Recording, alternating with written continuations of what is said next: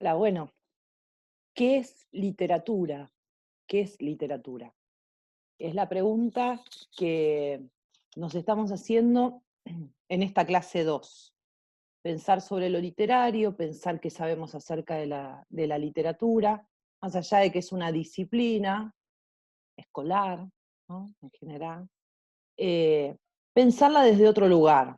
Y antes de dar una definición de la literatura, quería hablar de este punto de partida que elegimos para pensar la literatura, que es este autor poco convencional que es Hernán Cassiari. Hernán Cassiari, ¿por qué Cassiari? ¿Por qué me gusta? Por dos razones fundamentales. En primer lugar, considero que es un autor contemporáneo, argentino, nacido en Mercedes, vecino de Villorquiza. Es un autor contemporáneo que sacó a la literatura de las bibliotecas y la hizo circular por todos lados.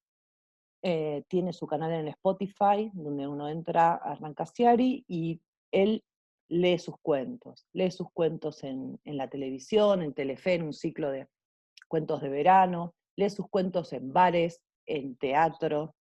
Y la obra de teatro o en el bar, no es que monta una obra de teatro, él se sienta en una mesita con una pila de libros a leer sus libros, ¿no? En eso consiste lo que hace, nada más ni nada menos que es un autor leyéndole, o sea, el autor se sienta a leerte sus cuentos. En su último proyecto, Cassiari Streaming y Delivery, lo que hace es esto, contratar el servicio de streaming los sábados a la noche y él durante 2 horas lee a pedido sus cuentos y de paso te manda el delivery con Globo o con Rappi, ¿no?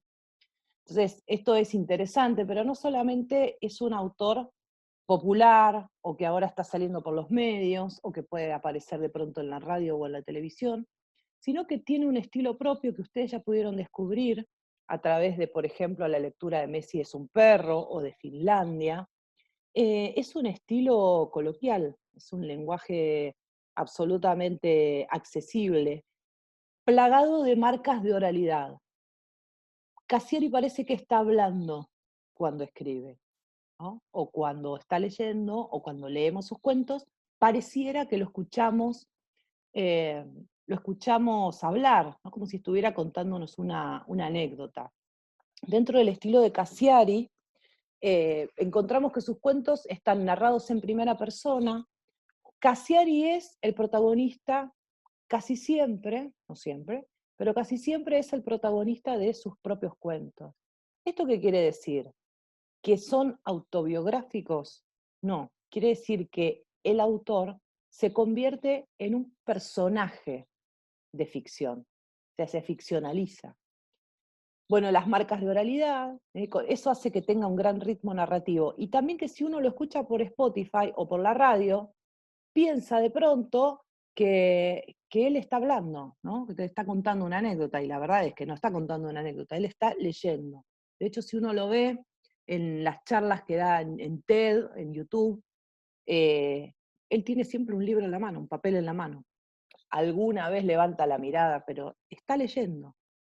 Eh, Sus construcciones realistas del espacio, bueno, dijimos el lenguaje coloquial, le dan un carácter de verosimilitud, esto quiere decir de credibilidad a las historias.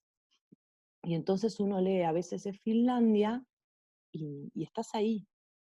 Y estás ahí porque él hace toda una descripción realista del ambiente, incluso con fechas, que, bueno, que son las que constituyen, ¿no? las que constituyen el carácter de verosimilitud de sus relatos. Yo digo, esta es una frase mía, los cuentos de Cassiari no parecen cuentos, ¿no? Entonces, un poco la idea de empezar con, a veces en Finlandia, de empezar con estos cuentos es pararnos en las características de lo literario, qué es lo que tiene que tener un relato, qué es lo que tiene que tener un texto cualquiera, para considerarlo literatura. Esa es nuestra pregunta, ¿sí? A eso estamos yendo. Em, Pensamos, o estuvimos pensando también, eh, ¿para qué sirve la literatura? Leímos un texto maravilloso que estaba en el apunte, en la cual se planteaban algunas cuestiones, como por ejemplo, leer es vivir la vida de otro por un instante y verlo descifrando los signos del mundo que lo rodea. Leer es acceder a la experiencia de otro. Esa es una idea maravillosa de para qué sirve la literatura, ¿no? El artículo comenzaba con esta idea. Bueno, la literatura, que es una disciplina o es un arte milenario. Vamos a decir que los primeros relatos literarios se remontan a, no sé, miles de años, ¿no? La Ilíada, la Odisea, estos relatos épicos griegos, ¿no? Que son el origen de la poética literaria. Eh, ¿Cómo es que una rama del arte o una disciplina ha durado tanto tiempo si no tiene ninguna utilidad? Sabemos que la humanidad eh, digamos, va reciclando las habilidades que no utiliza, ¿no? O que no necesita. La literatura pareciera que es necesaria, ¿no? Carlos Escliar es el autor de un libro que a mí me encanta que se llama La inútil lectura. Viene a cuento con esta pregunta, ¿no? Ya sabemos lo que piensa Carlos Escliar de la literatura o de la lectura, ¿no? De su inutilidad. Miren lo que dice, les leo un fragmento. No se preguntará aquí para qué sirve la lectura, no, porque la respuesta inmediata será cada vez y toda vez, siempre, para nada, sí, ni para ser mejor persona, ni para ser algo o alguien en la vida, ni para triunfar, ni para ser feliz, ni para resolver los dilemas antiguos y presentes de la humanidad, ni siquiera para conseguir empleo en un mundo sin trabajo y devastado por la urgencia del tiempo, es decir, por la taquicardia de las almas. Que la lectura no sirve para nada, pues, y que esa es su única o mayor virtud. Una virtud, la de la inutilidad, cuyo sentido no puede atesorarse sin mencionar, al paso, que es inútil para este mundo estar leyendo, que molesta, que perturba, que incomoda al individuo lector, no sometido a la actividad permanente ni dócil de la lógica del provecho, del consumismo y de la finalidad.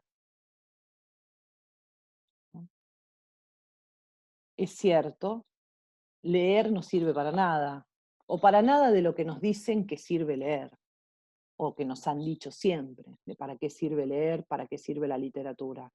Él dice, sí, es inútil, pero es inútil de acuerdo con los parámetros de este mundo donde todo tiene que ser útil para algo, ¿no? Donde todo tiene que ser productivo. Alguien, un tipo, una mina, que se sienta con un libro a leer, claro, es un inútil total para este esquema de producción. Entonces, si, digo yo, si se me considera por lectora una inútil para este sistema, o un antisistema, entonces me parece que vamos bien, ¿no? Me parece que está bien. Nos da un poquito más de alas, un poquito más de vuelo. Y volviendo al artículo de para qué sirve la literatura que ustedes estuvieron leyendo y tomando algunas ideas, esto de leer es como vivir la vida de otro, dice también este artículo, la literatura deposita al lector en la conciencia de otras personas y de otros pueblos. Y esto para mí también es central, y para eso también los remito al cuento Finlandia.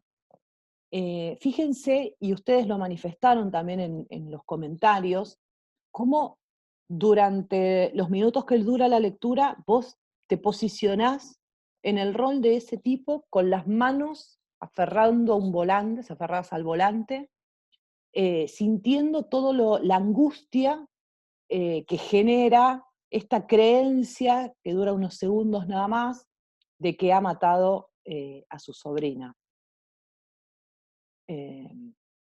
Fíjense, el primer párrafo ya te dice, el 14 de noviembre de 1995 maté sin querer a la hija mayor de mi hermana haciendo marcha atrás con el auto. Primera oración. Entre el golpe seco, los gritos de pánico de mi familia y el descubrimiento de que en realidad había chocado contra un tronco, ocurrieron los 10 segundos más intensos de mi vida. 10 segundos en los que me aferré al tiempo y supe que todo futuro posible sería un infierno interminable. Este es el primer párrafo, ¿no? Este es el primer párrafo nada más. Es muy interesante porque durante toda la lectura, comentando un poco con otros lectores, generalmente la impresión es de que todo el tiempo creemos que la mató. Y gente que incluso me dice, no, yo pensé que al final iba a decir, no, en realidad sí la mató. Digamos, el autor, o el narrador en este caso, no en ningún momento engaña al lector, no es que te tiene todo el cuento pensando si la mató o no la mató, te lo dice en la primera frase.